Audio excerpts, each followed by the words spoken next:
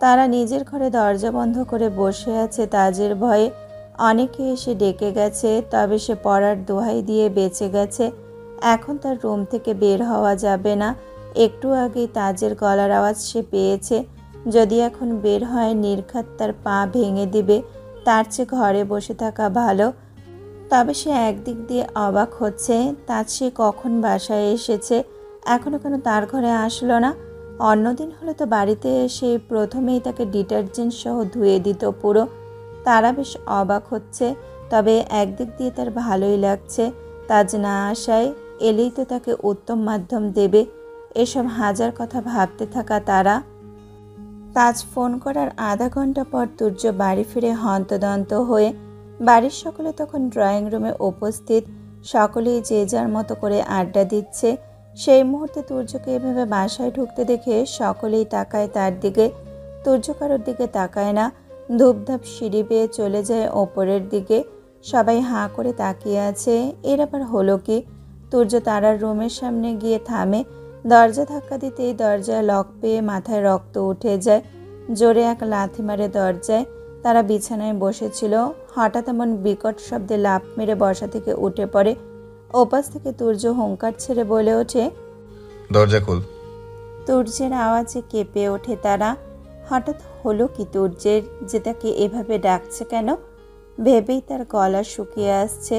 তার জানা মতে সে তো তুর্যের সাথে কিছু করেনি। তাহলে তারার আকাশ পাতাল ভাবনার মাঝে আগের থেকেও আরো জোরে হুঙ্কার দিয়ে বলে ওঠে, তারা দরজা খোল, না হলে এর ফল ভালো হবে না। তুর্যর কথায় তারা ঢোক গিলে তড়িঘড়ি করে দৌড়ে গিয়ে দরজা খুলে দেয়। দরজা খুলে 1 মিনিটে সেখানে দাঁড়াতে পারে না। তার আগেই পুরুষালীর শক্ত হাতে কষিয়ে এক চড় পড়ে তার গালে। কিছুটা ছিটকে পড়ে তারা, ধপ করে মাটিতে পড়ে যায়। থাপ্পড়টা এতটাই জোরে ছিল যে ঠোঁটের কার্নিশ কেটে রক্ত বেরিয়ে যায়। তারা সব কিছু কেমন জানি ঘুরছে, সব কিছু কেমন জানি স্তব্ধ লাগছে তার কাছে। গালে হাত দিয়ে তাকিয়ে আছে এক দৃষ্টিতে তার সামনে থাকা মানুষটির দিকে, যে কিনা একটু আগে তাকে কিনা নির্দয়ভাবে থাপ্পড় মেরেছে। তার সামনে দাঁড়িয়ে আছে তুর্য। রাগে তার চোখ মুখ লাল হয়ে আছে।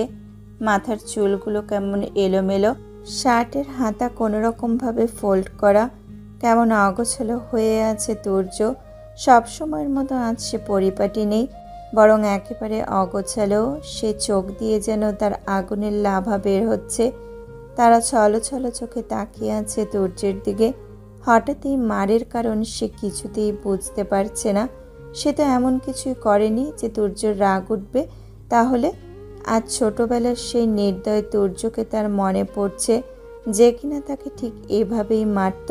তারার ভাবনার মাঝে তুর্য হুট করে এসে তার সামনে বসে গাল চেপে ধরে সর্বশক্তি দিয়ে, যার কারণে তারা কিছুটা আর্তনাদ করে ওঠে। তুর্যর আগে হিসিয়ে বলে ওঠে, কষ্ট লাগছে তাই না? খুব কষ্ট লাগছে তোর, কিন্তু তোর এই কষ্টের ধারের কাছেও আমার কষ্ট পৌঁছায় না।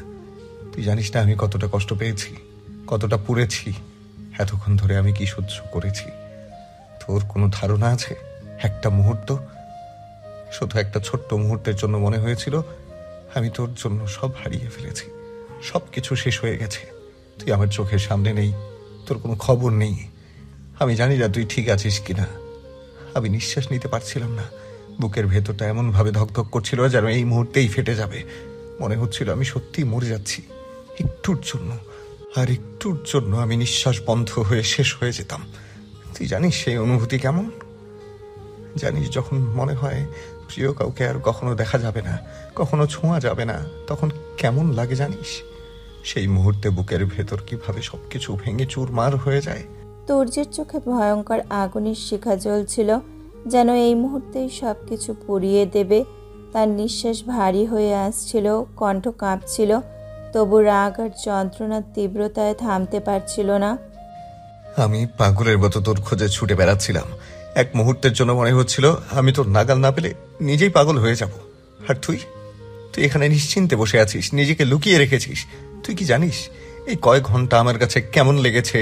যেন কেউ আমাকে শ্বাসরোধ করে হত্যা করছে, যেন আমি একটা অন্ধকার গর্তের মধ্যে পড়ে যাচ্ছি, যেখানে কোনো আলো নেই, কোনো পথ নেই। আমি তোকে হারানোর ভয় পাচ্ছিলাম তারা, বুঝতে পারছিস? তুর্যর চোখ রক্তিম, দৃষ্টিতে যেন জ্বলন্ত আগুনের ছায়া। সে এক মুহূর্ত থামে, যেন নিজের রাগ আর কষ্টের ভার সহ্য করতে পারছে না। তারার গাল এখনো তার শক্ত মুঠোর মধ্যে। তুর্যের আঙুলের চাপটা স্পষ্ট অনুভব করছে সে, কিন্তু সে পালাতে পারছে না। তার চোখের সামনে তুর্য নামের এই মানুষটা কেমন যেন অসহায় হয়ে গেছে, কেমন যেন ভেতর থেকে ভেঙে পড়েছে। আমি তোর জন্য মরতেও রাজি তারা, কিন্তু এভাবে আমার জীবন নিয়ে খেলবি না। আমি যদি কখনো তোকে এভাবে হারিয়ে ফেলি, আমি আমি হয়তো নিজেকেও আর ধরে রাখতে পারবো না। তুই যদি না থাকিস তাহলে আমি কি নিয়ে বাঁচবো বল? তুই কি জানিস তুই আমার জন্য কি? জানিস তুই আমার শ্বাস, আমার অস্তিত্ব। আর সেই তুই তুই কি করে এতটা অবহেলায় নিজেকে লুকিয়ে রাখতে পারলি? তুই কি একবারও ভাবিসনি আমি তোর জন্য কতটা পাগল হয়ে যাব, কতটা অসহায় হয়ে যাব? তুর্যর কণ্ঠ ফেটে যাচ্ছিল। এক অজানা ভয় আর বেদনার চিৎকার যেন শব্দ হয়ে বেরিয়ে আসছিল। সে তারার গালের ওপর রাখা নিজের হাতটা আস্তে আস্তে নামিয়ে নেয়, কিন্তু তার চোখের আগুন নিভে যায়নি। কেবল রাগ নয়, সেই রাগের নিচে চাপা পড়ে আছে এক গভীর ভালোবাসা, এক অন্ধ ভালোবাসা, যা হারানোর ভয়ে কাঁপছে, পোড়াচ্ছে, ছাই করে দিচ্ছে। তুই যদি কখনো এভাবে দূরে চলে যাস, যদি তুই আমার থেকে হারিয়ে যাস, আমি আমি জানি না কি হবে। আমি জানি না আমি নিজেকে কিভাবে সামলাবো তারা। তুই ভাবতে পারিস আমি কেমন ভয় পেয়েছিলাম। মনে হচ্ছিল আমি অন্ধকারে তলিয়ে যাচ্ছি, যেখানে তোকে খুঁজে পাবো না, যেখানে তুই থাকবি না। আর আমি কেমন করে বাঁচবো তখন? আমি কেমন করে? তুর্যের গলা থেমে গেল, নিঃশ্বাস ভারী হয়ে এলো। এক মুহূর্তের জন্য যেন সব কিছু স্তব্ধ হয়ে গেল চারপাশে। তারা নিঃশব্দে তাকিয়ে রইল তার দিকে, চোখে প্রশ্ন, কপালে ভাঁজ। তুর্যের কথা, তার কষ্ট, তার ভয়, সব কিছু তারা শুনছিল, অনুভব করছিল, কিন্তু বুঝতে পারছিল না। এতটা রাগ, এতটা কষ্ট, এতটা ভয়, এসব কেন? কেন তুর্য এতটা ব্যথিত, এতটা অস্থির তার জন্য? কেন এতটা পাগল হয়ে গেল সে? তারার ঠোঁট কেঁপে উঠল। ভেতর থেকে একটা অজানা অনুভূতি দমবন্ধ করে তুলল তাকে। তার নিজের কষ্ট ভুলে সে শুধু তুর্যকে বোঝার চেষ্টা করল, কিন্তু কোনো কুলকিনারা পেল না। তার কণ্ঠ কেঁপে উঠল, শব্দগুলো যেন ঠিকভাবে বেরোতেই চাইছিল না। তারা অবশেষে কাঁপা কণ্ঠে ফিসফিস করে বলে ওঠে, কি বললেন আপনি? আবার বলুন। তারার কণ্ঠ এতটাই নরম, এতটাই অসহায় লাগলো যে তুর্য মুহূর্তের জন্য সব স্তব্ধ হয়ে গেল, যেন তার মাথার ভেতর বজ্রপাত হয়ে গেল। সে সে কি বলে ফেলেছে? সব তার সত্য অনুভূতিগুলো কি বেরিয়ে গেছে তারার সামনে? এক মুহূর্তের জন্য সে যেন তার নিজের কথাগুলোই বিশ্বাস করতে পারছিল না। তুর্য দ্রুত উঠে দাঁড়ালো, নিজের চুলে হাত বুলিয়ে কপাল টিপে ধরল, যেন মাথার ভেতর চলতে থাকা ঝড় থামানোর চেষ্টা করছে। তারার চোখের গভীর প্রশ্নবিদ্ধ দৃষ্টির দিকে তাকাতে পারছিল না সে। এই মুহূর্তে যদি তারা চোখের ভাষা বুঝে ফেলে, যদি যদি তারা জানতে পারে। তুর্য দ্রুত নিজেকে সামলে নিল। নিজের দুর্বলতা তারা যেন কোনোভাবেই বুঝতে না পারে। তুর্য কর্কশ কণ্ঠে বলে ওঠে, তোর কি মনে হয় আমি তোর প্রেমে পড়েছি? ভুলে ওইসব কথা নিজের মাথায় আনিস না। নিজেকে এতটাও দামি ভাবিস না যে মেহরাজ খান তুর্যের বউ হওয়ার স্বপ্ন তুই দেখবি। সেটা কখনোই আমি হতে দেব না। তোর মতো একটা ইডিয়েট ননসেন্সকে তো নই। আর হ্যাঁ, নেক্সট টাইম একই ভুল করলে আমার চাইতে খারাপ কেউ হবে না। তোকে আজ আমি বলে দিলাম। তুই কি চাস তুই না বলে বাইরে বাইরে ঘুরবি আর আমরা তোর পেছনে পেছনে ছুটে বেড়াবো? আমাদের কি আর কাজকর্ম নেই নাকি যে সারাদিন আমাদের তোর পেছনে ছুটতে হবে? এই একই ভুল যদি আবারও করিস, সেদিন তোকে আমি মেরেই ফেলবো, দেখে নিস। বলেই থামে তুর্য। তারা অবাক হয়ে তাকিয়ে রইল। কিছুক্ষণ আগেও যে মানুষটা ভয়, কষ্ট আর এক রকমের অদ্ভুত অনুভূতিতে ডুবেছিল, সে এখন হুট করে বদলে গেল কেন? এই কি সেই তুর্য ভাইয়া যে একটু আগে আতঙ্কে কাঁপছিল, যে বলে ফেলেছিল এমন কিছু যা তারা বুঝতে পারেনি? তারা কিছু বলতে যাবে, কিন্তু তুর্য ততক্ষণে পেছন ফিরে দরজার দিকে এগিয়ে গেছে। যেতে যেতে বলে ওঠে, ঠোঁটের পাশে মেডিসিন লাগিয়ে নিস। বলেই তুর্য আর এক মুহূর্ত দাঁড়ায় না, দরজা ঠেলে বেরিয়ে যায় ঘর থেকে, যেন সে যত তাড়াতাড়ি সম্ভব এখান থেকে পালাতে চায়, যেন নিজের অনুভূতিগুলোকে আরেক মুহূর্তের জন্য তারার সামনে ফাঁস করতে চায় না। তারা হতভম্ব হয়ে তাকিয়ে দাঁড়িয়ে রইল দরজার দিকে। তারার হৃদস্পন্দন তখনও দ্রুত হচ্ছে। একটু আগে যা ঘটল সেটা কি সত্যি ঘটল? তুর্যের বলা সেই কথা, সেই অনুভূতি সব কি ভুল বুঝলো, নাকি তুর্য নিজেই তার অনুভূতি আড়াল করতে চাইল? তার আর মাথা কাজ করছে না। এত কঠিন কঠিন কথা তার বোঝার ক্ষমতা নেই। এত মাথা ঘেটে লাভ নেই। তারা দীর্ঘ নিঃশ্বাস ফেলে। তার গালে হাত দিতেই পুরো শরীর ব্যথায় কেঁপে ওঠে। তারা উঠে দাঁড়ায়। আয়নার সামনে গিয়ে দাঁড়াতেই নিজের প্রতিচ্ছবি দেখে চমকে যায়। কী অবস্থা! তার মুখের ঠোঁটের পাশটা কেটে রক্ত জমাট বেঁধে আছে, গালে 5 আঙুলের দাগ আর দুগালের আঙুলের ছাপ স্পষ্ট। তারা এইসব দেখে মুহূর্তেই মেজাজ বিগড়ে যায়। এতক্ষণ বলা তুর্যের সব কথা মাথা থেকে বেরিয়ে যায়। এক মুহূর্তে তুর্যের কথায় কিছুটা খারাপ লাগলেও এখন আর লাগছে না, বরং তার উপর রাগ হচ্ছে। তারা রাগে ফুঁসতে ফুঁসতে বলে ওঠে, শালার হিটলার কোথাকারের এরকম ভাবে কেউ মারে? আল্লাহ গো, কিভাবে মেরেছে আমায়!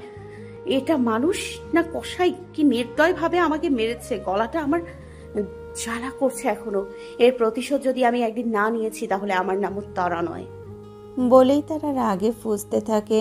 অন্যদিকে তুর্য দরজা বন্ধ করে ধপ করে মেঝেতে বসে পড়ে, মাথার দুপাশে হাত দিয়ে শক্ত করে চেপে ধরে, যেন এভাবে সে নিজের ক্ষতিগ্রস্ত মস্তিষ্কটাকে সামলাতে পারবে। কিন্তু না, পারছে না। বুকের ভিতর কেমন একটা ফাঁকা অনুভূতি হচ্ছে, যেন কেউ তার ভেতর থেকে সব কিছু টেনে বের করে নিয়েছে আর ফেলে রেখেছে একদম শূন্য করে। এক ঝটকায় মাথা তুলে নিয়ে গভীর নিঃশ্বাস নিল। তারপর এক নিঃশ্বাসে বলে ওঠে, আমি কি ছিলাম আর কি হয়ে গেছি তাতে তোর কিচ্ছু যায় আসে না, তাই না? আমি কেমন আছি, বেঁচে আছি না মরে গেছি, তাতে তোর কিচ্ছু যায় আসে না। কিন্তু তুই জানিস না তুই আমার সাথে কি করছিস। তুই আমাকে ধ্বংস করে দিচ্ছিস। তারা, আমি তোকে আঘাত দিতে চাই না, আমি চাই না তোকে কষ্ট দিতে, কিন্তু তুই আমাকে এমন এক জায়গায় নিয়ে যাচ্ছিস যেখানে আমার নিজের উপর নিয়ন্ত্রণ থাকে না। তুই জানিস না তোকে না দেখে, তোকে না পেয়ে আমি পাগলের মতো হয়ে যাই। আমি মরেও বেঁচে থাকি, শুধু তোকে না দেখার শাস্তিটা আমি নিতে পারি না। তুই কি ভাবিস আমি স্বাভাবিক আছি? না, নেই আমি স্বাভাবিক। আর 10টা মানুষের মতো সাধারণ জীবনযাপন করি না, আমি পারি না। তুই আমাকে যা দিয়েছিস, যা দেখিয়েছিস, তারপর থেকে আমি আর স্বাভাবিক নেই। আমি একটা উন্মাদ, একটা পাগল হয়ে গেছি, যে রাতের পর রাত জেগে বসে থাকে শুধু তোকে মনে করে, যার দিন কাটে তোকে দেখার অপেক্ষায় আর রাত কাটে তোকে হারানোর দুঃস্বপ্ন দেখে। তুই জানিস না তোকে হারানোর ভয়টা আমার রক্ত জমিয়ে দেয়, আমার বুকের ভেতর যেন 1000টা ছুরি চালিয়ে দেয়া হয়। তুই জানিস না তোকে না পেয়ে আমি কি অনুভব করি। মনে হয় কেউ আমাকে ঠেলে একটা অন্ধকার কুয়োর ভেতরে ফেলে দিয়েছে, যেখানে আলো বলতে কিচ্ছু নেই, যেখানে শুধু একা থাকার ভয়ঙ্কর শাস্তি আছে। তুই জানিস না তারা, তুই জানিস না তুই আমার কি। তুই আমার রাগ, আমার কষ্ট, আমার ভয়, আমার অস্তিত্ব। আমি তোর কাছ থেকে কিচ্ছু চাইনি, শুধু তোর একটু উপস্থিতি, শুধু তোর একটু দয়া। কিন্তু তুই কি করিস? তুই আমার ভেতর ছিঁড়ে টুকরো টুকরো করে দিচ্ছিস। তুই আমাকে তিলে তিলে শেষ করে দিচ্ছিস। তুর্য থেমে যায়, গলা শুকিয়ে গেছে, শ্বাস নিতে কষ্ট হচ্ছে। সে আয়নার দিকে তাকায়, নিজের প্রতিবিম্বে এক বিধ্বস্ত ভেঙে পড়া মানুষকে দেখে, যে একদিকে আগুনের মতো জ্বলছে আবার অন্যদিকে নিঃশেষ হয়ে যাচ্ছে ধীরে ধীরে। তুর্য অস্থিরতা নিয়ে বলে ওঠে ফের, তারা, তুই আমার, শুধু আমার। আমি তোকে চাই, পুরোটা চাই। এমনভাবে চাই যে তুই আর কারো হতে না পারিস। তোকে এমনভাবে আঁকড়ে ধরতে চাই যে তুই ছাড়া কিছুই অনুভব না করি। তোকে হারানোর ভয়টা আমাকে শেষ করে দিচ্ছে। তুই দূরে গেলে আমি নিঃশেষ হয়ে যাব। আমি পারবো না তারা, আমি পারবো না তোকে ছাড়তে। আমি তোকে ভালোবাসি, আমি তোকে অনুভব করি, আমি তোকে চাই। আমি তোর দমে বাঁচি, তোর অস্তিত্বে হারিয়ে যেতে চাই। তুই শুধু আমার, আমি তোকে চাই আজীবনের জন্য, নিজের করে নিতে চাই। তুই কেবল আমার হবি, শুধুই আমার। কথাগুলো বলেই থামে তুর্য। মনের ভেতর এক অদ্ভুত ঝড় বইছে। আজ তার নির্ঘাত সে শ্বাস বন্ধ হয়েই মারা যেত। যখন শুনেছিল তারাকে পাওয়া যাচ্ছে না, হাত পা তার চলা কাজ করছিল না। কিছু মুহূর্তের জন্য তার মনে হচ্ছিল এই বুঝি সারা জীবনের জন্য সে তারাকে হারিয়ে ফেলল। গত কয়েক ঘন্টায় পাগলের মতো করে পুরো শহরে খুঁজেছে তারাকে, কিন্তু পায়নি। যখন তাজের কাছে শুনেছে তারা বাসায়, তখন যেন সে তার দেহে প্রাণ ফিরে পেল। সেই অবস্থায় তড়িঘড়ি করে রওনা তারাকুঞ্জের দিকে। তারপর আর কি, এত কিছু হয়ে গেল। দেখতে দেখতে ক্যালেন্ডারের পাতা থেকে 1 মাস গড়িয়ে গেল। সময় থেমে থাকে না, জীবনও থামে না। সবাই যার যার মতো করে ব্যস্ত হয়ে উঠেছে নিজের পথে, নিজের গন্তব্যে। সেই রাতের পর থেকে তারা আর তুর্য যতটা সম্ভব একে অপরের সামনে পড়ে না, এড়িয়ে চলে। তারা যেন নিজের মধ্যে আরও বেশি গুটিয়ে গেছে। আর তুর্য, সেও আর আগের মতো জোর করে কিছু বোঝানোর চেষ্টা করে না। সে হাঁপিয়ে গেছে। একসময় সে বারবার চেষ্টা করেছে তারাকে বোঝাতে, তার ভালোবাসার মূল্য বোঝাতে, কিন্তু অপর প্রান্তের মানুষটা যখন বুঝতেই চায় না, তখন কি জোর করে ভালোবাসা বুঝিয়ে দেওয়া যায়? তুর্য এবার আর কিছু বলবে না। সে চায় এবার তারা নিজেই উপলব্ধি করুক তার ভালোবাসা, তার অনুভূতি, তার অস্থিরতা। তবে তুর্য তো আর পারে না তার বাবুইকে এড়িয়ে চলতে। তারার সামনে তাকে এড়িয়ে চললে আড়ালে তাকে ঠিকই তারাকে আষ্টে পৃষ্ঠে রাখে, কারণ তারা ছাড়া যে তার নিঃশ্বাসটাও অচল। সেখানে সে কিভাবে পারবে তার ভালোবাসাকে এড়িয়ে চলতে? জীবনেও না। সেটা তার দ্বারা সম্ভব না, কারণ যার মায়াবী মুখ দেখে যার সকাল শুরু হয়, যার মুখ দেখে তার রাত শেষ হয়, তাকে কি আর এড়ানো যায়? তবে তারা তুর্যের কাছে যতই পালানোর চেষ্টা করুক না কেন, দিন শেষে তাকে ওই তুর্যের কাছে পড়তে বসতে হয়। না হলে তার নিস্তার নেই। তুর্য তাকে মেরেই ফেলবে। সব ঝামেলা এক পাশে আর পড়াশোনা আর এক পাশে। সেটাই কোনো ছাড় নেই তারার, যত যাই হয়ে যাক না কেন। এইভাবেই দিন চলছে তারার। এখন গ্রীষ্মকাল, চারদিকে এখন গরমের উত্তাপ। রোদের কারণে মানুষের নাজেহাল অবস্থা। যেন মনে হচ্ছে সূর্যি মামা বেশ রেগে আছে। যেখানে যেখানে মানুষ দেখছে সেখানেই তাদের মাথার উপরে ঠাঁই নিচ্ছে, আর তার তাপের আগুন সকলকে পুড়িয়ে মারছে। রোদে ঢাকা শহরের অবস্থা বেহাল। পুরো মানুষের হাউমাউ আর চিৎকার চেঁচামেচি। আর রোদের জ্যাম তো আছে, গাড়ির হর্ন বাজছে, তো আর এক পাশে মানুষ হেঁটে যাচ্ছে নিজ গন্তব্যে। কারো কারো মাথায় রয়েছে ছাতা। রোদের হাত থেকে বাঁচার বিন্দুমাত্র চেষ্টা তাদের বলতে গেলে। এই খোর রোদে কলেজের মাঠ দিয়ে হেঁটে যাচ্ছে তারা আর তার ফ্রেন্ডরা। কলেজের গেটের দিকে ক্লাস শেষ করে এখন বাসায় যাবার পালা তাদের। আজ তিথি আর ফারদিনা আসেনি কোনো এক কারণে, আর বাকিরা এসেছে। এখন তারা বাসায় যাবে। গেটের কাছে এসে দেখে তারার গাড়ি এখনো আসেনি। তা দেখে তারা সকলের উদ্দেশ্যে বলে ওঠে, আমার গাড়ি তো এখনো এলো না। তোরা বরং এক কাজ কর, তোরা চলে যা, আমি এখানে ওয়েট করি। তারার কথা শুনে মাহিরা বলে ওঠে, তুই একা একা থাকতে পারবি? আমরা না হয় তোর গাড়ি না আসা অব্দি তোর সাথে থাকি। মাহিরার কথা শুনে তারা মৃদু হেসে বলে ওঠে, আমি পারবো, কোনো প্রবলেম নেই। তোরা বরং চলে যা। আর গাড়ি হয়তো জ্যামে আটকা পড়ে গেছে, তাই আসতে লেট হচ্ছে। তোরা যা, গাড়ি চলে আসবে, চিন্তা করিস না। তারার কথা শুনে পাশ থেকে শ্রাবন্তী বলে ওঠে, কিন্তু আর বলতে দেয় না তারা। তার আগেই বলে ওঠে, কোনো কিন্তু না, তোরা যা, আমি পারবো থাকতে, কিছু সময়েরই তো ব্যাপার। আর আশেপাশে মানুষ তো আছে, তাই আমার কিছু হবে না, টেনশন নিস না। এবার তোরা যা তো। তারার কথায় কেউ আর কথা বাড়ায় না। এক কথায় তারার জোরাজুরিতে তারা যেতে বাধ্য হয়। সবাই চলে যাওয়ার পর তারা ফোন বের করে ফোন টিপতে থাকে। গাড়ি আসা অবধি ফোন টিপেই তার সময় পার করতে হবে আপাতত। তারা এ সাইডে দাঁড়িয়ে রিলস ভিডিও দেখতে ব্যস্ত হয়ে পড়ে। এভাবেই সময় পার হতে থাকে। তার বেশ অনেক সময় ফোন টেপার পরও যখন গাড়ি আসতে লেট হচ্ছে, তখন তারা বিরক্তি লাগতে শুরু করে। এখন ফোন চালিয়েও শান্তি লাগছে না। তারা বিরক্ত হয়ে ফোন ব্যাগে রেখে দেয়। এর মধ্যে তার মনে হয় তার ওয়াশরুমে যেতে হবে। তারা কিছু সময় অপেক্ষা করার পরও যখন গাড়ি আসেনি, তখন আরও একবার আশেপাশে তাকায় সে। না, গাড়ি দেখা যাচ্ছে না। এদিকে এখন তাকে ওয়াশরুমে যেতেই হবে। যেই ভাবা সেই কাজ। আর অপেক্ষা না করে ফের কলেজের দিকে হাঁটা দেয়। গাড়ি আস্তে আস্তে না হয় ওয়াশরুম থেকে ঘুরে আসা যাক। এই ফাঁকে তাদের ক্লাস পেরিয়ে চলে যায় ওয়াশরুমে। কিছু সময়ের ব্যবধানে কাজ শেষ করে বেরিয়ে পড়ে সে। সেখান থেকে সোজা চলে আসতে নিলে হুট করেই তার পথ আটকে দাঁড়ায় কিছু মেয়েরা। প্রায় 1 ঘন্টা পর তুর্য কলেজের গেটের সামনে আসতেই তারাকে না দেখতে পেয়ে ভ্রু কুঁচকে তাকায়। সে কি বেশি দেরি করে ফেললো নাকি? তারাও কি চলে গেছে নাকি? সেটাই ভাবছে তুর্য। গাড়ি থেকে বের হয়ে শিওর হতে দারোয়ানের কাছে গিয়ে জিজ্ঞেস করে ওঠে, ফার্স্ট ইয়ারের তানজিন খান তারা, সে কি চলে গেছে? তুর্যের কথায় দারোয়ান বলে ওঠে, তারা মামুনি, সে তো দেখলাম কলেজের ভেতরে গেল। আমি তো এইখানেই আইছিলাম। তারা মামুনিরে তো যাইতে দেখলাম না, মনে হয় এখনো ভিতরে আছে। তুর্য দারোয়ানের কথা শুনে আর কোনো কথা না বলে কলেজের ভেতরে চলে যায়। তারাকে খুঁজতে ফার্স্ট ইয়ারের ক্লাসের সামনে গিয়ে হল রুমে প্রবেশ করতেই দেখতে পায় পুরো হল খালি, কেউ নেই হলে। তুর্য সেখান থেকে বেরিয়ে আসে। শার্টের হাতা ফোল্ড করতে করতে প্রতিটা হলে খুঁজতে শুরু করে তারাকে, কিন্তু কোথাও তারার দেখা পায় না। পুরো কলেজ খোঁজা শেষে এখন তুর্যের চিন্তা হতে শুরু করে। ডান হাতের 2 আঙুল দিয়ে কপাল ঘষতে শুরু করে।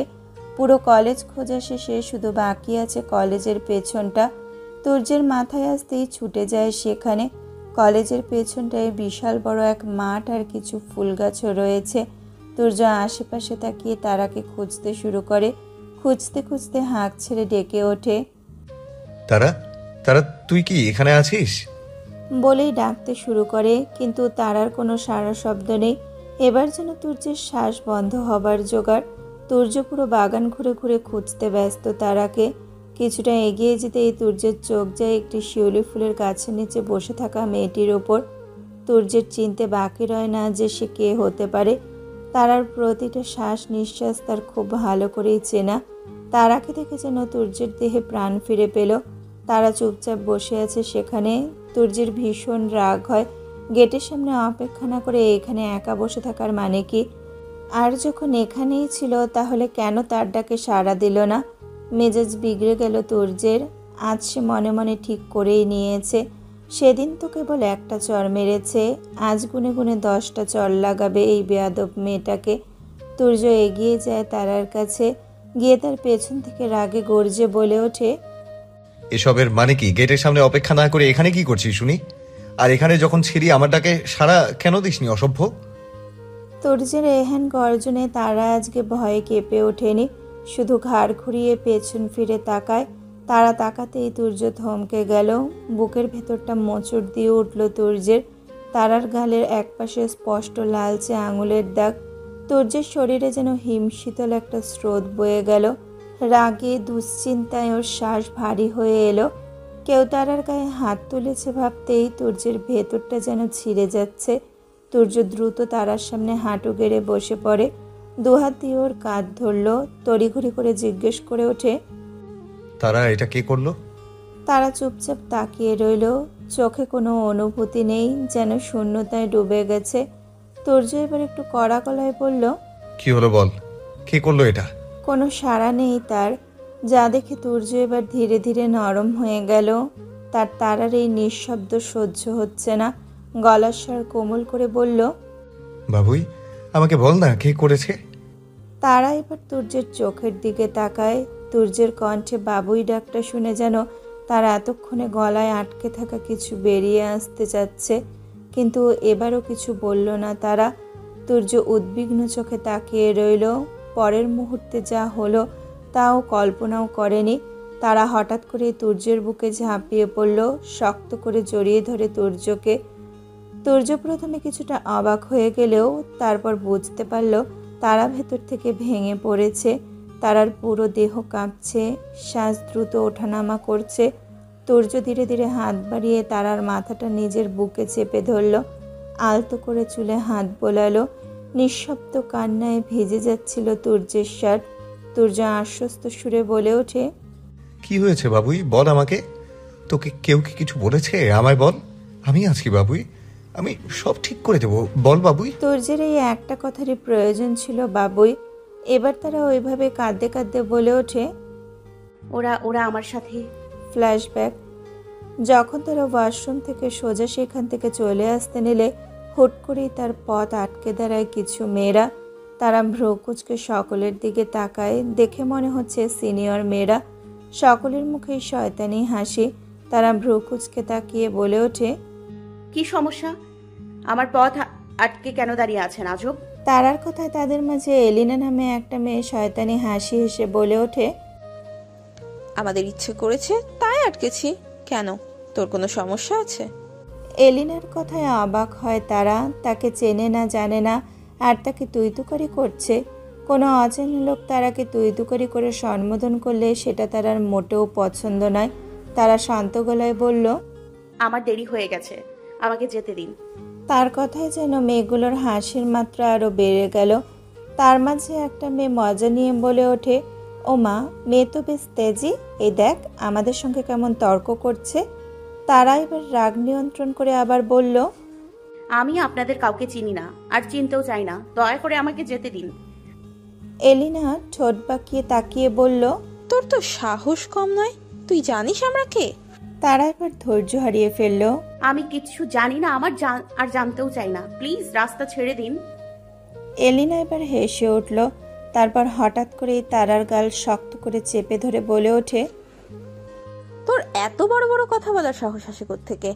আমরা কি তোর সঙ্গে মজা করেছি নাকি? জানিস আমরা কারা?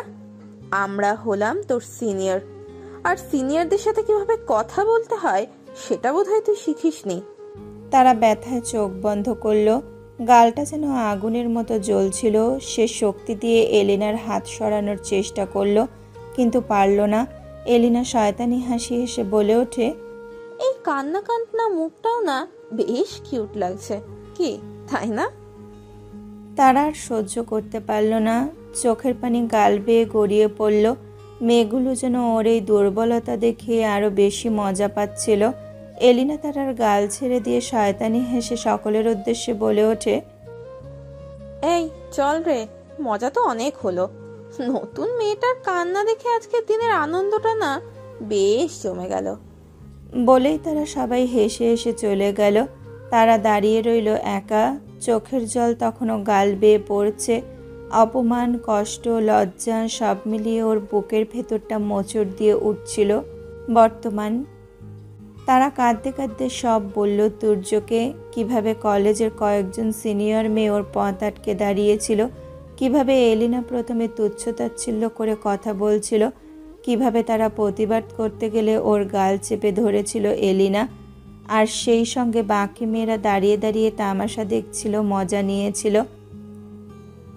শুনতে শুনতে তুর্যের মুখের পেশিগুলো শক্ত হয়ে যায়, মাথার রগ ফুলে ওঠে, চোয়াল শক্ত হয়ে আসে, রাগে চোখ দুটো অগ্নিস্ফুলিঙ্গের মতো জ্বলছে তার। তুর্যের মনে হচ্ছে কেউ যেন ওর শরীরের ভেতর গরম লোহার শলাকা ঢুকিয়ে দিয়েছে। বুকের ভেতর আগুন জ্বলছে। মুষ্টি এমনভাবে শক্ত করে ধরেছিল যেন কারোর মুখের সজোরে আঘাত করবে এই মুহূর্তেই। শরীরের প্রতিটা রক্তকণা জ্বলে উঠছিল প্রতিশোধের তীব্র স্পৃহায়। তুর্য গভীর শ্বাস নিল। শরীরের প্রতিটা কোষ তখনও ধ্বংসের আগুনে জ্বলছে, কিন্তু এই মুহূর্তে প্রতিশোধ নয়, তারা বেশি গুরুত্বপূর্ণ। তারা এখনো তুর্যকে আষ্টে পৃষ্ঠে জড়িয়ে আছে। তুর্য আস্তে করে তারার মাথায় চুমু দিল, যেন ওর ভেতরের সমস্ত অস্থিরতা প্রশমিত করতে চায়। তারপর তারার গাল স্পর্শ করে খুব নরম কণ্ঠে বলল, চল বাবুই, বাসায় যাই। তারা কিছু বলল না, শুধু তুর্যের হাতের শক্তিবোধ পেয়ে উঠে দাঁড়িয়ে তুর্যের পায়ের সাথে পা মিলিয়ে ধীরে ধীরে হাঁটতে শুরু করলো। গেটের কাছে গিয়ে তুর্য তারার জন্য দরজা খুলে দিল। তারপর নিজেও ড্রাইভিং সিটে গিয়ে বসে ইঞ্জিন চালু করলো। পুরো রাস্তা জুড়ে দুইজনেই নীরব। তারা চুপচাপ জানালার বাহিরে তাকিয়ে আছে, আর তুর্য ওর চোখের কোণ দিয়ে তারাকে দেখছে। এভাবে কতক্ষণ কেটে গেল জানে না, কিন্তু তুর্যের মুঠোতে স্টিয়ারিং চেপে ধরা হাতের শিরাগুলো ফুলে উঠছিল। তারাকুঞ্জের সামনে এসে গাড়ি থামাতেই তারা একবার তুর্যের দিকে তাকালো। তুর্যও তারার দিকে তাকায়, কিন্তু মুখে কোনো কথা নেই। তারা গাড়ির দরজা খুলে যেতে নিতেই তুর্য নিচু গলায় বলল, তুই যা, আমি আসছি। তারা ধীরে ধীরে মাথা নিচু করে বাসার দিকে হাঁটলো। তুর্যর চলে যাওয়া দেখে, কিন্তু এবার আর নিজেকে সংযত করতে পারল না। চোয়াল শক্ত হয়ে গেল, চোখ জল জল করতে লাগলো রাগে। তুর্যের ভেতরটা ধিক ধিক করে জ্বলছে। স্টিয়ারিং চেপে ধরে নিজেকে বোঝানোর চেষ্টা করলো, শান্ত থাক, সময় মতো সব হবে। কিন্তু না, ও আর অপেক্ষা করতে পারবে না। গাড়ির ইঞ্জিন এক ঝটকায় স্টার্ট দিল। তুর্য হিংস্রতার স্বরে ফিসফিস করে বলল, আমার বাবুইয়ের সাথে তোরা আজ যা করেছিস তার হিসেব তোদের দিতে হবে, তৈরি হ। বলেই তুর্য গাড়ি চালাতে শুরু করে। রাত 8:30, একটি বন্ধ ঘর, আলো নেই, চারপাশ নিস্তব্ধ। ঘরের ভেতরে 5 জন মেয়ে বাঁধা অবস্থায় বসে আছে। চেয়ারের সাথে শক্ত করে দড়ি দিয়ে আটকানো তারা, মুখ কাপড়ে ঢাকা। কেউ মুক্ত হওয়ার চেষ্টা করছে, কেউ নিস্তব্ধ হয়ে বসে আছে ভয়ে জমে গিয়ে। তারা জানে না এখানে কি ঘটতে চলেছে, কিন্তু শরীরের প্রতিটি কোষ তাদের সাবধান করে দিচ্ছে কিছু একটা খুব খারাপ হতে যাচ্ছে। হঠাৎ দরজা খোলার আওয়াজ হয়। ধীর পায়ে ভেতরে ঢোকে তুর্য। ঘরটা আরও নিস্তব্ধ হয়ে যায়, যেন বাতাসের শব্দটাও থেমে গেছে। তুর্য ধীরে ধীরে সামনে এগিয়ে আসে, কিন্তু তার মুখে কোনো অভিব্যক্তি নেই। তার চোখে শুধু শূন্যতা, যা ভয়ঙ্করভাবে কাঁপিয়ে দেওয়ার মতো। তুর্য কয়েক সেকেন্ড দাঁড়িয়ে থাকে, তারপর পাশে দাঁড়িয়ে থাকা গার্ডের দিকে তাকিয়ে এক ছোট্ট ইশারা করে। গার্ড সেটা বুঝে ইশারা অনুযায়ী একে একে সকলের মুখের কাপড় সরিয়ে দেয়। 5 জোড়া চোখ আতঙ্কে বড় হয়ে যায়। তারাই মানুষটিকে চেনে না, কিন্তু তার চোখের ভাষা এতটাই ভয়ানক যে কেউ প্রশ্ন করার সাহস পাচ্ছে না। একটা চাপা শ্বাস ফেলে তুর্য ধীর গলায় বলে, তোদের সাহস হলো কি করে আমার বাবুইয়ের গায়ে হাত দেওয়ার? এলিনারা একে অপরের দিকে তাকায়। কেউ বুঝতে পারছে না ছেলেটা কি বলছে, কার কথা বলছে, তারা কখন কার গায়ে হাত তুলল, আর বাবুইটাই বা কে। তুর্যর কথা বুঝতে না পেরে তৃণা নামের মেয়েটি কাঁপা গলায় বলে, কে কে আপনি?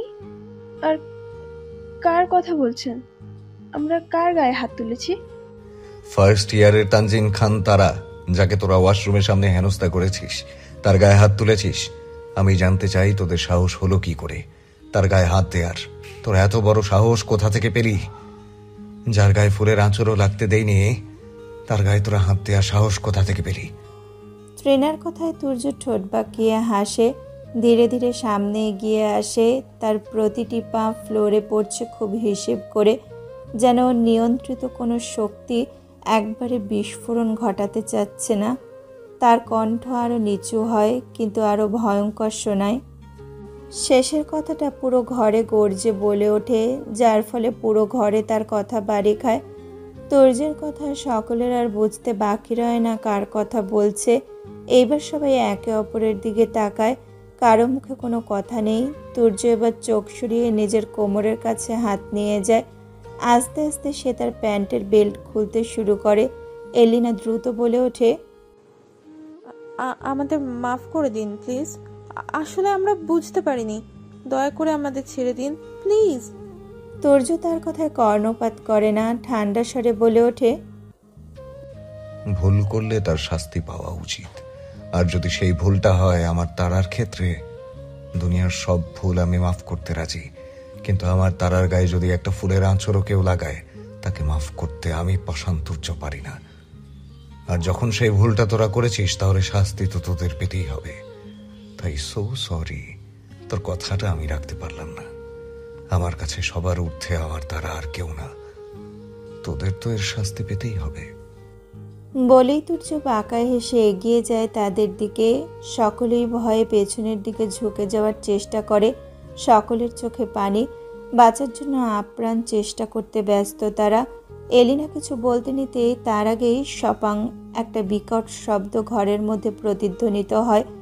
এলিনার চিৎকার কানে বাজে। তুর্য থামে না। তার হাতের বেল্টের প্রথম আঘাতের পরেই সে আরও একবার বেল্ট তোলে। রাগে গর্জে বলে ওঠে, যার গায়ে হাত দিলে আমার কলিজা কেঁপে ওঠে, তার গায়ে তোরা হাত তুললে কোন সাহসে? যার গায়ে আমি আঘাত করলে সে যতটা ব্যথা না পায়, তার থেকে দ্বিগুণ ব্যথা আমি আমার শরীরে করি, তার গায়ে হাত তুললে কোন সাহসে? সপাং আরেকটা আঘাত। তুর্য ফের বলে ওঠে, যার গায়ে তার বাবা মার আঘাত করার কোনো অধিকার নেই আমি ছাড়া, তার গায়ে তোরা আঘাত করলে কোন সাহসে বল? যাকে পুরো খান পরিবার ফুলের মতো আগলে রেখেছে তাকে তোরা কষ্ট দিয়েছিস। সপাং আরেকটা আঘাত।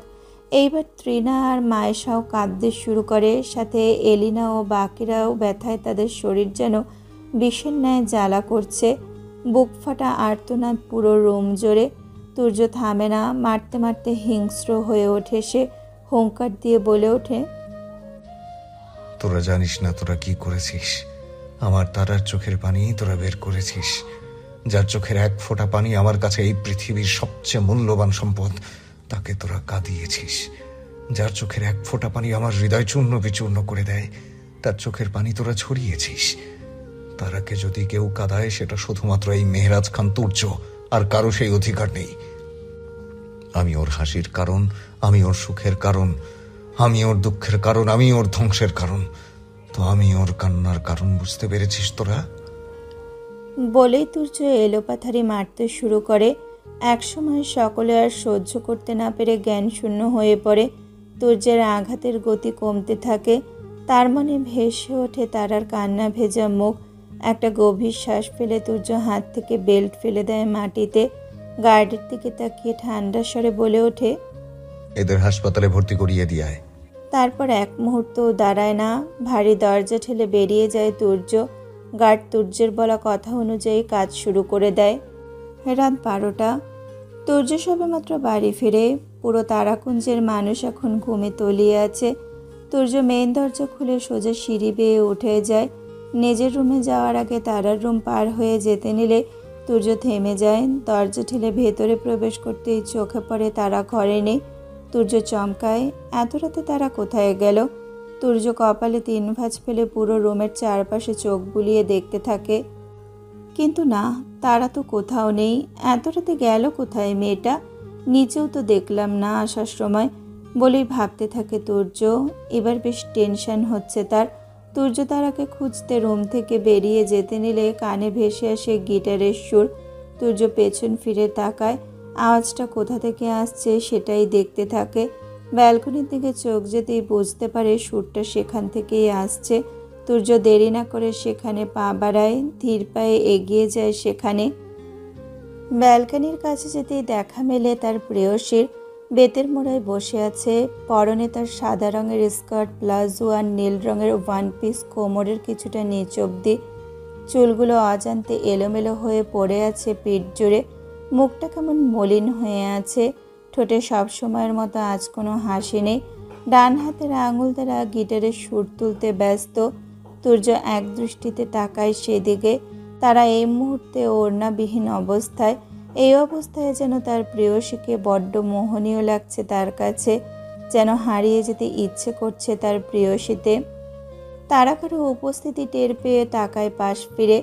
হুট করে তুর্যকে এই মুহূর্তে তার ঘরে দেখে কিছুটা চমকে ওঠে তারা। তারা লাফ দিয়ে বসা থেকে উঠে দাঁড়িয়ে আমতা আমতা করে জিজ্ঞেস করে ওঠে, আপনি এখানে? এত রাতে না ঘুমিয়ে গিটার বাজাচ্ছিস কেন? ভালো লাগছে না আর ঘুমও আসছে না, তাই গিটার বাজাচ্ছিলাম। তারার কথায় তুর্য প্রতি উত্তরে আর কোনো প্রশ্ন করে না, শুধু ঘুরে বাহিরের দিকে তাকিয়ে থাকে। তারা তুর্যকে পেছন থেকে অবাক দৃষ্টিতে দেখতে ব্যস্ত। সে ভেবে পাচ্ছে না হঠাৎ তার রুমে তুর্য কি করছে, আর আজ এত শান্ত কি করে সে। তারার ভাবনার মাঝেই তুর্য পেছন ফিরে তাকায় তারার দিকে। গভীর দৃষ্টিতে তাকিয়ে নেশালো কণ্ঠে বলে ওঠে, তুই খুব সুন্দর তারা। তুর্যের কথায় তারা বেশ থতমত খেয়ে যায়। তার প্রতি উত্তরে কি বলা উচিত সে বুঝে উঠতে পারছে না। বেশ লজ্জাও সে পাচ্ছে আজ। কি বলবে সে বুঝতে পারছে না। তুর্যের এই সামান্য কথায় তার পুরো শরীরে যেন শিহরণ বয়ে আনে। অদ্ভুত এক অস্থিরতা অনুভব করে তারা। হঠাৎ এমন হবার কারণ সে বুঝতে পারছে না। তবুও তারা সাহস করে বলে ওঠে, না মানে তারার কথায় তুর্য মৃদু হাসে।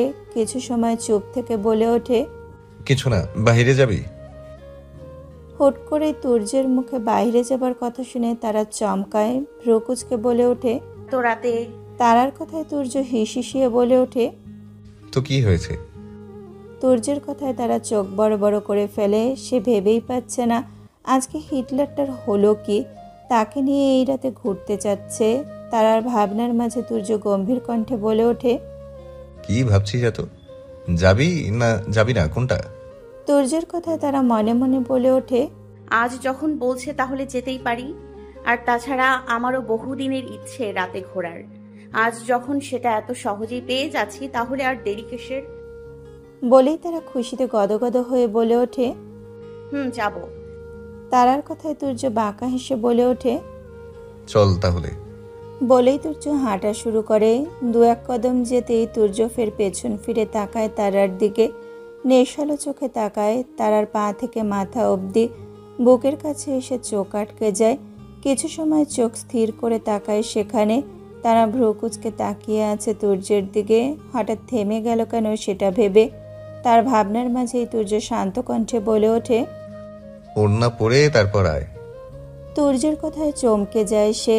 তড়িঘড়ি করে চোখ যায় বুকে ওড়নাবিহীন অবস্থায়।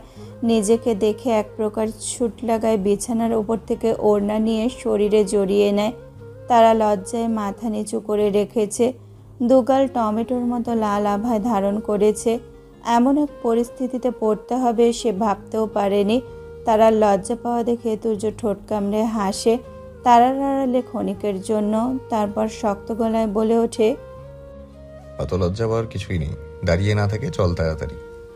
বলেই তুর্য রুম থেকে বেরিয়ে যায়। তুর্য যেতেই তারা নিজেকে হাজারটা গালি দিতে দিতে তুর্যের পেছন পেছন যেতে শুরু করে। নিচে এসে তুর্য তার গাড়িটা বের করে। আজ আর সে বাইক নেবে না, আজ গাড়ি করেই সে ঘুরবে ভেবে নিয়েছে। তারা নিচে নামতেই দেখে তুর্য গাড়িতে বসে তার জন্য অপেক্ষা করছে। সেটা দেখে তারা আর কথা না বাড়িয়ে উঠে পড়ে গাড়িতে। তারা বসতেই তুর্য গাড়ি স্টার্ট দেয়। গাড়ি বেরিয়ে পড়ে তারাকুঞ্জ থেকে। চিপাগুলি দিয়ে এখন গাড়ি যাচ্ছে পিচ ঢালা রাস্তার উদ্দেশ্যে। তারা সামনের গ্লাস দিয়ে বাহিরটা দেখতে ব্যস্ত। তারা তুর্যের দিকে একবার আর চোখে তাকিয়ে আমতা করে বলে ওঠে, আমরা কোথায় যাচ্ছি? তারার কথায় তুর্য তারার পানে না তাকিয়ে শান্ত কণ্ঠে বলে ওঠে, কোথায় যেতে চাস? তুর্যের কথায় তারা সোজাসাপটা উত্তর দিয়ে বলে ওঠে, আমি তো কিছুই চিনি না, কিভাবে বলবো? তারার কথায় তুর্য এক পলক তাকায় তার দিকে, হালকা হেসে বলে ওঠে, ওকে, তাহলে আমার পছন্দের জায়গাতেই যাওয়া যাক। তুর্যের কথায় তারা আর কিছু না বলে হালকা মাথা নাড়িয়ে সায় জানায়। রাতের আকাশ আজ কেমন যেন অন্যরকম, যেন নিস্তব্ধতা। চাঁদের আলোয় চারপাশের দৃশ্য একরকম মোহময়তা পেয়েছে। আকাশ জুড়ে ছড়িয়ে থাকা তারার আলো মিটমিট করছে, যেন রাতের অন্ধকারে তারা পথ দেখাচ্ছে। ঠান্ডা বাতাস গায়ে এসে লাগছে, সঙ্গে নিয়ে আসছে দূরের কোনো ফুলের মিষ্টি গন্ধ। শহরের রাস্তাগুলো ক্রমশ ফাঁকা হয়ে আসছে। দোকানপাট প্রায় বন্ধ, কেবল কয়েকটি জায়গায় রাস্তার বাতি জ্বলছে, আর কোথাও কোথাও টিমটিম করে নিভে আসছে। গাড়ির গর্জন নেই বললেই চলে। মাঝে মাঝে দুই একটা গাড়ি ধীরে ধীরে চলে যাচ্ছে রাস্তা ধরে। চারপাশে এক অদ্ভুত প্রশান্তি, যেন শহর নিজেই ক্লান্ত হয়ে ঘুমিয়ে পড়েছে। এমন রাতেই তারা আর তুর্য বের হয়েছে এক অজানা গন্তব্যের উদ্দেশ্যে। গাড়ি ধীরে ধীরে শহরের ব্যস্ততা পেরিয়ে গ্রামের পথে এগিয়ে চলেছে। রাস্তার দুপাশের দৃশ্য বদলে গেছে।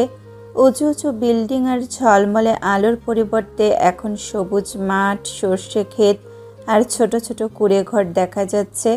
বাতাসে শহরের সেই চেনা ধোয়া ধুলো নেই, বরং এক অন্যরকম সজীবতা। রাতের বেলায় গ্রাম যেন আরও বেশি শান্ত হয়ে যায়। কেবল মাঝে মাঝে শোনা যাচ্ছে ঝিঝি পোকার ডাক, আর দূরে কোথাও একলা কোনো কুকুরের ডেকে ওঠা। তারা জানালার পাশে মাথা রেখে বাইরে তাকিয়ে আছে। গাড়ি এবার আরও সরু রাস্তার দিকে মোড় নিল, যেখানে কেবল কাঁচা পথ আর দুপাশে ঘন গাছপালা। চাঁদের আলোয় রাস্তার মোড়গুলো রহস্যময় দেখাচ্ছে। মাঝে মাঝে কোনো ঝোপের মধ্যে থেকে কোনো পাখি ডেকে উঠছে। চারপাশের নীরবতা এতটাই গভীর যে মনে হচ্ছে সময় এখানে থমকে গেছে। কিছুক্ষণ পর গাড়ি এসে থামলো এক পাহাড়ের সামনে। বিশাল পাহাড়টা আকাশের দিকে মাথা উঁচু করে দাঁড়িয়ে আছে। চাঁদের আলোয় তার গা বেয়ে ছায়া পড়ছে। তারা জানালার বাইরে তাকিয়ে রইল বিস্ময়ে। তুর্য গাড়ির দরজা খুলে নেমে গেল। ঠান্ডা বাতাসে সে তার চুল উড়িয়ে দিল। কিছুক্ষণ দাঁড়িয়ে থেকে সে এক গভীর নিঃশ্বাস নিল, যেন এই পরিবেশটা সে অনুভব করতে চাইছে। তারা একটু দোনামোনা করলো, তারপর গাড়ি থেকে নামলো। গাড়ি থেকে নামতেই তার গায়ে রাতের হালকা শীতলতা এসে লাগলো। সঙ্গে ভেসে এলো পাহাড়ি বুনো ফুলের ঘ্রাণ। তারা মুগ্ধ নয়নে চারপাশে তাকিয়ে বলে ওঠে, এত সুন্দর একটা জায়গায় আগে কখনো আসিনি। তুর্য মুচকি হাসে, বলে ওঠে, এখনো তো পাহাড়ের উপরেই উঠিসনি, আসল সৌন্দর্য তো সেখানেই। তারা কিছু বলল না, শুধু মুগ্ধ হয়ে তাকিয়ে রইল চারপাশের দৃশ্যের দিকে। তুর্য এবার পাহাড়ের সরু পথ ধরে হাঁটা শুরু করলো। তারা এক মুহূর্ত ইতস্তত করলো, তারপর তার পেছনে পেছনে হাঁটতে লাগলো। পাহাড়ি পথ খানিকটা ঢালু, মাঝে মাঝে ছোট ছোট পাথরের টুকরো পড়ে আছে। হাঁটতে গিয়ে দু একবার হোঁচট খেলো সে। তুর্য পেছন ফিরে তাকিয়ে বলে ওঠে, ক্লান্ত হয়ে গেছিস? তারা শ্বাস নিতে নিতে বলল, হ্যাঁ। তুর্য কিছুক্ষণ তারার দিকে তাকিয়ে থেকে তারার কাছে গিয়ে হুট করেই তারাকে কোলে তুলে নেয়। হঠাৎ এহেন কাণ্ডে তারা পড়ে যাবার ভয়ে তুর্যের গলায় আঁকড়ে ধরে। তারা ভয়ে আঁতকে বলে ওঠে, কি কি কি করছেন? আমি পড়ে যাব তো, নামান আমাকে। তারার কথায় তুর্য গম্ভীর কণ্ঠে বলে ওঠে, তোর মতো 10টা তারাকে আমি তোলার ক্ষমতা রাখি, আর ভাবলি কি করে আমি থাকতে তুই পড়ে যাবি? তুর্যের কথায় তারা আমতা আমতা করে বলে ওঠে, তা না হয় বুঝলাম, কিন্তু এতগুলো সিঁড়ি আমাকে নিয়ে আপনার কষ্ট হবে না? তারার কথার উত্তর না দিয়ে তুর্য হাঁটা শুরু করে। তাতে তারা কিছুটা বিরক্ত হয়। তার কাছে যেন মনে হলো তাকে ইগনোর করলো। তারা মুখ বাঁকিয়ে আর কথা বলে না। তুর্য তারাকে কোলে নিয়ে উঠতে শুরু করে। তারা অবাক দৃষ্টিতে তাকিয়ে আছে তুর্যের দিকে। ঘাড় ঘুরিয়ে একবার পেছন ফিরে তাকায়। কতটা সিঁড়ি পেছনে ফেলে এসেছে তারা। তারপরও তুর্যের তাকে নিয়ে একটুও ক্লান্ত লাগছে না দেখেই তারা অবাক হচ্ছে। এক এক সিঁড়ি পেরিয়ে অবশেষে পাহাড়ের ওপরে এসে থামে তুর্য। পাহাড়ের ওপরে এসে নামিয়ে দেয় তারাকে। তারা এখনো অবাক দৃষ্টিতে তাকিয়ে আছে। তা দেখে তুর্য চোখ দিয়ে ইশারা করে কি হয়েছে। তারা তার উত্তরে শুধু মৃদু মাথা দোলায়। তার এখনো কেমন যেন স্বপ্নের মতো লাগছে। তার এটা কি সত্যি নাকি মিথ্যা সেটাই ভাবছে তারা। তুর্য এবার চোখ বন্ধ করে দীর্ঘ নিঃশ্বাস নেয়। তারা এবার চারপাশে তাকায়। চারপাশের সৌন্দর্য যেন তাকে মুগ্ধতার এক অদ্ভুত ঘোরে আটকে ফেলেছে। রাতের অন্ধকারের মাঝে পাহাড়ের শীর্ষ থেকে দূরের দৃশ্য এক স্বপ্নময় রূপ নিয়েছে। চাঁদের আলোয় পুরো এলাকা যেন এক রহস্যময় রূপ ধারণ করেছে। নিচে তাকালে দেখা যায় গভীর উপত্যকা, যেখানে গাছের পাতা হালকা বাতাসে দুলছে, যেন কোনো নীরব গানের সুরে তাল মিলিয়ে নাচছে। কিছু দূরে ছোট একটি ঝর্ণা পাহাড়ের গা বেয়ে নিচে নেমে গেছে। তার পানির কলকল ধ্বনি চারপাশের নিস্তব্ধতাকে আরও মায়াবী করে তুলেছে। পানির সেই স্বচ্ছ স্রোত চাঁদের আলোয় রূপার মতো ঝলমল করছে। তারা একবার সামনে বাড়িয়ে আরও ভালো করে চারপাশ দেখল। দূরে ঘন অরণ্যের মধ্যে কয়েকটি জোনাকি পোকা মিটমিট করে জ্বলছে, যেন রাতের আধারে ছোট ছোট প্রদীপ জ্বলে উঠেছে। বাতাসে ভেসে আসছে পাহাড়ি বনফুলের সুবাস, যা এক অদ্ভুত প্রশান্তির অনুভূতি এনে দিচ্ছে। তুর্য পাশ থেকে গম্ভীর কণ্ঠে বলল, কেমন লাগছে? তারা কোনো উত্তর দিল না, শুধু চোখ বন্ধ করে গভীর শ্বাস নিল। এই মুহূর্তটা যেন তাকে পুরোপুরি ঘিরে ধরেছে। সে আস্তে করে বলল, এটা স্বপ্ন না তো? তুর্য হেসে বলল, স্বপ্ন হলে এতটা ঠান্ডা বাতাস গায়ে লাগতো না, এত সুন্দর গন্ধ পাওয়া যেত না। তারা এবার নিচে বসে পড়ল।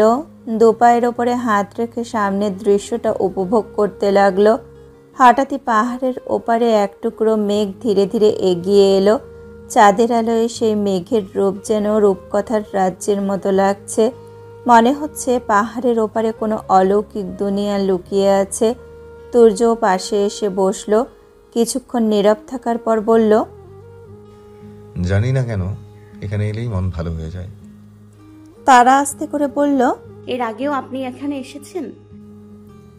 তারার কথায় তুর্য মৃদু হেসে বলে ওঠে, বহুবার। তারা অবাক কণ্ঠে বলে ওঠে। কিভাবে? আপনি তো গত 14 বছর এখানে ছিলেন না, তাহলে? তারার কথায় তুর্য চারপাশে চোখ বুলিয়ে গভীর নিঃশ্বাস ফেলে বলে ওঠে। ছোটবেলায় এখানে আসা হতো, আমি আর তাজ এখানে প্রায় আসতাম। তুই হওয়ার আগ থেকেই আমাদের আগে রোমিও নিয়ে আসতো এখানে। তুর্যের কথা শুনে তারা ছোট্ট করে শুধু ওহ বলে। তুর্য আর কিছু বলে না। দুজনেই পরিবেশটা চুপচাপ উপভোগ করতে থাকে। এই সময়টায় পাহাড়ের ওপরে রাতের এই মুহূর্ত যেন সময়কে থামিয়ে দিয়েছে। চারপাশের প্রকৃতি নীরবে তাদের অনুভূতিগুলোকে নিজের মাঝে মিশিয়ে নিচ্ছে এক মায়াবী স্বপ্নের মতো। চারপাশে নিস্তব্ধতা, তার সাথে দুটি মানুষেরও মুগ্ধ হয়ে সবটা দেখতে ব্যস্ত তারা, আর তাকে দেখতে ব্যস্ত তুর্য। তুর্য দীর্ঘশ্বাস ফেলে, যেন পাহাড়ের হাওয়ার সঙ্গে নিজের মনের গভীর কথাগুলো মিলিয়ে দিচ্ছে।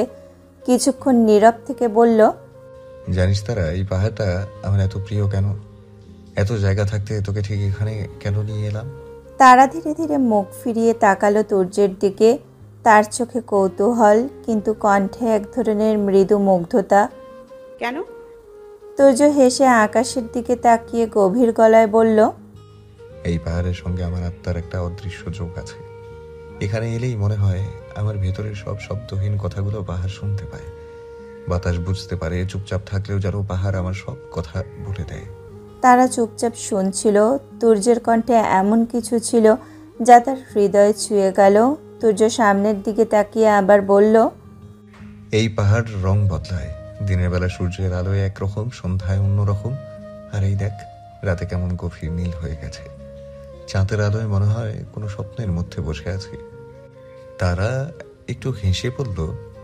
তাই বলে এটার নাম নীল পাহাড় রেখেছেন? তুর্য এবার তাকালো তারার দিকে, চোখে এক অদ্ভুত মায়া নিয়ে বলে ওঠে, শুধু রঙের জন্য না, নীল মানেই তো একরকম বেদনাও। এই পাহাড় যেমন সুন্দর তেমন নিঃসঙ্গ। এই নিঃসঙ্গতাই আমাকে টেনে আনে এখানে। তারা এবার পুরোপুরি চুপ হয়ে গেল। মনে হলো পাহাড়ের শীতল বাতাস এক নিমেষে তার হৃদয় ছুঁয়ে গেল। তুর্য ধীরে ধীরে বলল, তুই জানিস তারা, কিছু জায়গা থাকে যেগুলো আমাদের নিজেদের চেয়েও বেশি চিনে। এই পাহাড়টা তেমনই, আমার সব কথা জানে।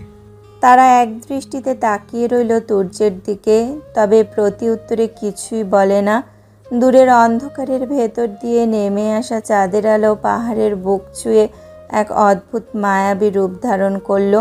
হুট করেই তুর্য তারার কোলে মাথা রেখে শুয়ে পড়ে। হঠাৎ এমন কাণ্ডে তারা থতমত খেয়ে যায়। অবাক হয়ে তাকিয়ে থাকে তুর্যের পানে। তারা কিছু বলতে নিলেই তুর্য করুণ কণ্ঠে বলে ওঠে, একটু মাথায় হাত বুলিয়ে দিবি প্লিজ, বড্ড মাথা ব্যথা করছে। তুর্যের এহেন কথায় তারা কিছুটা অস্বস্তি হতে লাগলো। সে ভেবে পাচ্ছে না সে কি বলবে, হ্যাঁ বলবে নাকি না। তারার ভাবনার মাঝে তুর্য ফের আগের ন্যায় বলে ওঠে, প্লিজ দে না মাথাটা টিপে, সত্যি বেশ ব্যথা করছে। তুর্যের কথায় তারার এবার বড্ড মায়া হলো। সে আর না ভেবে হাত দেয় তুর্যের মাথায়। আস্তে আস্তে বিলি কেটে দিতে শুরু করে। তারার নরম হাতের স্পর্শে তুর্যের চোখ জোড়া বুজে আসে। তারা আলতো হাতে মাথায় বিলি কাটতে শুরু করে। তারার হাতের স্পর্শ পেয়ে তুর্য একসময় ঘুমিয়ে পড়ে, যা দেখে তারা বড্ড অবাক হয়। সে এখন কি করবে ভেবে পাচ্ছে না। তুর্যকে কি সে ডাকবে নাকি ডাকবে না সেটাই ভাবছে। তুর্যকে ডাকতে গিয়েও তার ঘুমন্ত মুখখানা দেখে আর পারে না। কেন জানি মায়া হলো তার। কি শান্ত দেখাচ্ছে এখন। কে বলবে এই ঘুমন্ত মায়াবী শান্ত মুখটার পেছনে রাগী ভয়ঙ্কর চেহারাটার কথা। তারা মুগ্ধ হয়ে তাকিয়ে আছে এক দৃষ্টিতে। রাত গভীর, আকাশে অসংখ্য তারা ঝলমল করছে। পাহাড়ের চূড়ায় হালকা বাতাস বইছে, কিন্তু তারার মনে যেন এক অদ্ভুত উত্তাপ জমে আছে। আজ কেন জানি তুর্যের জন্য এক অন্যরকম অনুভূতি কাজ করছে তার মধ্যে। সে জানে না এই অনুভূতির নাম কি। বুকের ভেতর এক চাপা উত্তেজনা, শিরদাঁড়া বেয়ে এক শিহরণ নেমে যাচ্ছে। তার দৃষ্টি কেবলই তুর্যের দিকে সীমাবদ্ধ। গভীর ঘুমে মগ্ন তুর্য, কিন্তু তারার অস্থিরতা তাকে স্থির থাকতে দিচ্ছে না। তারা যখন তুর্যের মুখের দিকে এক দৃষ্টিতে তাকিয়েছিল, ঠিক তখনই তুর্য আচমকা পাশ ফিরে এলো। তার ঘুমন্ত শরীরটা সরাসরি তারার দিকে গড়িয়ে এলো। আর পরের মুহূর্তে সে যা অনুভব করলো তাতে পুরো শরীর কেঁপে উঠল। তুর্যের মুখ এসে ঠেকেছে তারার কোমরের নিচে। তুর্যের পুরো মুখ গুজে দেয় তারার পেটে। দুই হাতে সে তারার কোমর জড়িয়ে ধরেছে, যেন নিজের অস্তিত্ব হারিয়ে ফেলছে এই গভীর ঘুমের মায়ায়। তারার নিঃশ্বাস এক মুহূর্তের জন্য থমকে গেল। এই অনুভূতি নতুন, এই স্পর্শ অপরিচিত, কিন্তু ভয়ঙ্কর রকমের গভীর। ঠোঁট কামড়ে ধরে নিজেকে সামলাতে চাইল। শরীরের ভিতর এক অচেনা অস্বস্তি ছড়িয়ে পড়েছে, অথচ সে নিজেও জানে না এটা ভালো লাগা নাকি অন্য কিছু। তারার নিঃশ্বাস ধীরে ধীরে দ্রুত হতে লাগলো, বুক ওঠানামা করছে অনিয়ন্ত্রিতভাবে। তার হাত তুর্যের চুলে গিয়ে থমকে গেল। কি করবে? সরিয়ে দেবে নাকি? পাহাড়ের ওপর দিয়ে হালকা বাতাস বয়ে গেল, চাঁদের আলো পড়েছে তাদের ওপর। প্রকৃতিও যেন চুপ করে এই বাঁধনহারা মুহূর্তের সাক্ষী হয়ে আছে। রাত আরও গভীর হচ্ছে। আকাশের তারা গুনতে গুনতে তারার হৃদয়ের তারাগুলো একে একে জ্বলতে শুরু করলো। এটা কি ভালোবাসা নাকি আরও কিছু? রাতের নিস্তব্ধতা কাটিয়ে ধীরে ধীরে ভোরের আলো ফুটতে শুরু করেছে। পাহাড়ের চূড়ায় হালকা কুয়াশার পর্দা, দূরে পাখিরা ডাকছে মিষ্টি সুরে। বাতাসে এক অদ্ভুত ঠান্ডা শিহরণ, যেন প্রকৃতিও নতুন দিনের জন্য অপেক্ষা করছে। তুর্য ঠিক আগের মতোই ঘুমিয়ে আছে, তারার কোলে মাথা রেখে, গভীর প্রশান্তিতে নিমগ্ন, যেন পৃথিবীর কোনো কোলাহলই তাকে স্পর্শ করতে পারবে না। আর তারা, সে বসেছিল সারা রাত, তুর্যের মাথার ভার তার শরীরের ওপর। কখন যে সে ঘুমিয়ে পড়েছে বুঝতেই পারেনি। মাথাটা একটু এলিয়ে পড়েছে, শীতল বাতাস তার গায়ে লেগে আসছে। কয়েকটা পাখির চিৎকারে ধীরে ধীরে তার আর ঘুম ভাঙতে লাগলো। শরীরটা কেমন যেন জমে গেছে। বসে থাকতে থাকতে চোখ খুলতেই প্রথমে বুঝতে পারল না সে কোথায় আছে। তারপর ধীরে ধীরে মনে পড়ল সব কিছু। তার দৃষ্টি নামল তুর্যের দিকে। সে এখনো গভীর ঘুমে, নিঃশ্বাসের মৃদু ওঠানামা, শান্ত মুখ, এলোমেলো চুলগুলো আলতো করে নড়ে উঠছে বাতাসে। তারা কিছুক্ষণ এক দৃষ্টিতে তাকিয়ে থাকলো, কিন্তু পরের মুহূর্তেই তার হৃদস্পন্দন দ্রুত হয়ে গেল। কারা যেন তাকিয়ে আছে তাদের দিকে। ওপরে তাকাতেই তারার চোখ বিস্ফোরিত হয়ে গেল। সামনে 8 থেকে 15 জন মানুষ দাঁড়িয়ে এক দৃষ্টিতে তাদের দিকে তাকিয়ে আছে। তাদের মধ্যে 8 জন পুরুষ, যারা সবাই বয়স্ক, মুখে কৌতূহল আর সন্দেহের ছাপ স্পষ্ট। আর 5 জন মহিলা, তারাও কম বয়সী নয়, কেমন যেন অদ্ভুত দৃষ্টিতে তাকিয়ে আছে তাদের দিকে। তারার গলা শুকিয়ে গেল। এই মানুষগুলো এখানে কি করছে আর এভাবে তাকিয়ে আছে কেন? তারার হাতটা কাঁপছিল। সে দ্রুত তুর্যকে ডাকলো। তো তুর্য ভাইয়া উঠুন। বলেই থামে তারা। তুর্য একটু নড়ে চড়ে চোখ পিটপিট করে তাকায় সামনে। তারাকে দেখে তুর্যের ঘুম যেন এক মুহূর্তেই উবে গেল। তাকায় তারার পানে। তারার দিকে তাকিয়ে সামনে তাকাতেই চমকায় তুর্য এত লোক দেখে। ভ্রুকুচকে তাকায় সে। শোয়া থেকে উঠে বসে পড়ে তুর্য। তারা ভয়ে জড়সড় হয়ে আছে। তুর্য তার চোখের তীব্র দৃষ্টি একবারে পুরো পরিস্থিতি বিশ্লেষণ করে নিল। চুলগুলো একটু এলোমেলো, চোখে মুখে ঘুমের চিহ্ন, কিন্তু অভিব্যক্তিতে এক ধরনের দৃঢ়তা। তুর্য উঠে দাঁড়ায়, সাথে তারাও। তারা ঘাবড়ে গিয়ে তুর্যের পেছনে দাঁড়িয়ে পড়ে। শীতল বাতাসে তার শরীর কাঁপছে কিনা সে নিজেও জানে না। এতগুলো অচেনা মানুষ এক দৃষ্টিতে তাদের দিকে এভাবে কেন তাকিয়ে আছে, এটা যেন সে সহ্যই করতে পারছে না। এরপরই বয়স্ক এক পুরুষ এগিয়ে এলো, গলায় ভারী কণ্ঠস্বর, চোখে মুখে কঠোরতা। তোরা কারা? এই পাহাড়ের ওপর ছেলে মেয়ে একসাথে রাত কাটাচ্ছিস? তারার বুক ধক করে উঠল। কি বলছে এসব? তারা কি বিষয়টা অন্যভাবে নিল? এতগুলো অচেনা মানুষের সামনে কিছু বলতে পারছে না সে। হাতটা তুর্যের শার্টের পেছনে মুঠ করে ধরল, যেন এটাই তার একমাত্র আশ্রয়। তুর্য ঘাড় ঘুরিয়ে একবার তারার পানে তাকায়, তারপর আবার সামনে তাকায়। আরও কয়েকজন কৌতূহলী দৃষ্টি নিয়ে প্রশ্ন করল, তোমাদের সম্পর্ক কি? এখানে কেন এসেছিলে? সারা রাত পাহাড়ের ওপরে থাকলে অবিবাহিত ছেলে মেয়ে হয়ে লজ্জা করে না তোমাদের? তুর্যের মুখ কঠিন হয়ে উঠল, ভ্রু একটু কুঁচকে গেল। তার রাগ বরাবরই প্রচণ্ড, আর এই মুহূর্তে এসব প্রশ্ন তাকে স্পষ্ট বিরক্ত করছে। কিন্তু সে ধীর শান্ত কণ্ঠেই উত্তর দিল, কে বললো আমরা অবিবাহিত? আমরা স্বামী স্ত্রী। তারা বিস্ময়ে হতবাক হয়ে গেল। সে বড় বড় চোখে তাকালো তুর্যের দিকে। গলা শুকিয়ে গেল। মনে হলো কোনোভাবে ভুল শুনছে হয়তো। স্বামী স্ত্রী এটা কেন বলল তুর্য, সেটাই ভেবে পায় না তারা। গ্রামবাসীরা কিন্তু সহজে মেনে নিল না কথাটা। তাদের চোখে মুখে সন্দেহের ছাপ স্পষ্ট হয়ে উঠল। এক বৃদ্ধা একটু এগিয়ে এসে বলল,